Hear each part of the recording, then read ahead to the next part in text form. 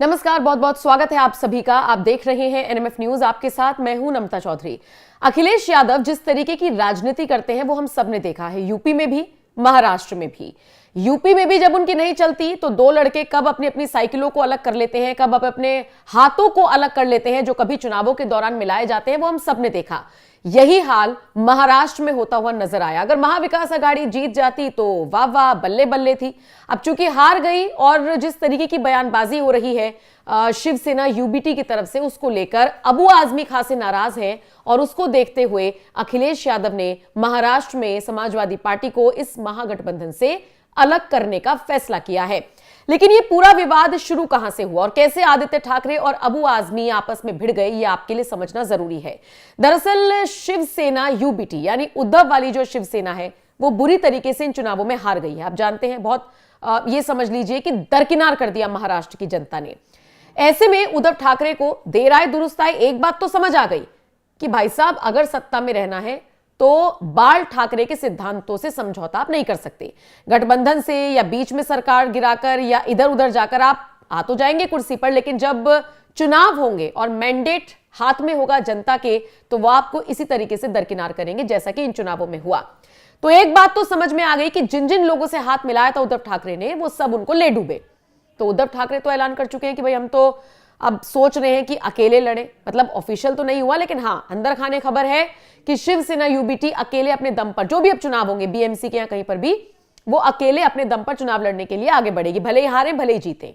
दूसरी चीज जो फैसला लिया गया है वो ये कि हिंदुत्व के एजेंडे पर फिर से शिवसेना वापस लौटेगी, यूबीटी वाली। यानी जो सेक्युलरिज्म का चोला ओढ़ लिया था इन सब ने, उसे अब उतार फेंका जाएगा और हिंदुत्व की राजनीति को आगे बढ़ाया जाएगा। और शायद इसीलिए शिवसेना यूबीटी के एक नेता ने बाबरी विध्वंस की तारीफ कर दी। कहा कि जिस तरीके से बाबरी गिरी थी और उस पूरे प्रकरण की तारीफ की।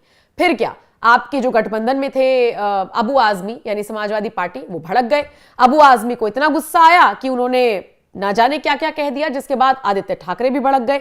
दोनों के बीच जबरदस्त बहस हो गई। आदित्य ठाकरे ने तो यह तक कह दिया कि अखिलेश जी तो लड़ रहे हैं, लेकिन यहां पर यानी कि महाराष्ट्र में कभी कभी बीजेपी की बी टीम की तरह व्यवहार करते हैं समाजवादी पार्टी के कुछ नेता।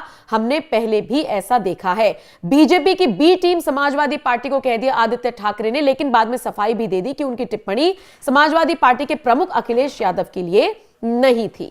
अब देखिए आदित्य ठाकरे ने किस तरीके से रिएक्शन दिया वो तो आपने देखा, लेकिन उससे पहले अबू आजमी ने एक न्यूज एजेंसी से बातचीत में क्या कहा वो सुनिए। वो कहते हैं कि शिवसेना यूबीटी द्वारा एक अखबार में बाबरी मस्जिद को ध्वस्त करने वालों को बधाई देने के लिए एक विज्ञापन दिया गया था।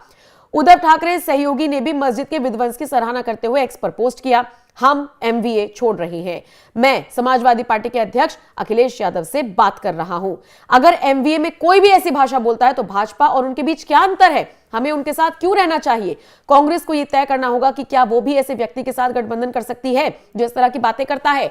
अबू आजमी का बयान आपने सुन लिया, समझ लिया। वो सीधे कह रहे हैं कि इस तरह की राजनीति हम नहीं करते और अगर आप भी ऐसी बातें करेंगे तो आप में और भाजपा में क्या फर्क है। अब अबू आजमी ने ऐलान कर दिया कि हम तो भैया अलग हो रहे हैं, क्योंकि वो इस तरीके की बयानबाजी कर रहे हैं। आदित्य ठाकरे ने भी इस पर टिप्पणी की और सीधे सीधे तौर पर कह दिया कि मुझे कभी कभी ऐसा लगता है कि समाजवादी पार्टी के कुछ नेता महाराष्ट्र में भाजपा की बी टीम के तौर पर काम करते हैं। इसके बाद आदित्य ठाकरे ने यह भी कह दिया कि हमारा हिंदुत्व स्पष्ट है, हमने कभी नहीं कहा कि हम हिंदुत्ववादी नहीं हैं। हमारे हिंदुत्व के दिल में राम और हाथों में काम है, हमारा हिंदुत्व साथ चलता है। तो आदित्य ठाकरे ने अपना एजेंडा स्पष्ट कर दिया है, अबू आजमी ने अपनी बात रख दी है। अखिलेश यादव इन दोनों के चक्कर में बेचारे फंस गए हैं और शायद इसीलिए अब समाजवादी पार्टी के इस गठबंधन से अलग होने की खबरें हैं। बहरहाल इस खबर को आप किस तरह से देखते हैं, कमेंट सेक्शन में अपनी राय हमें जरूर दीजिएगा।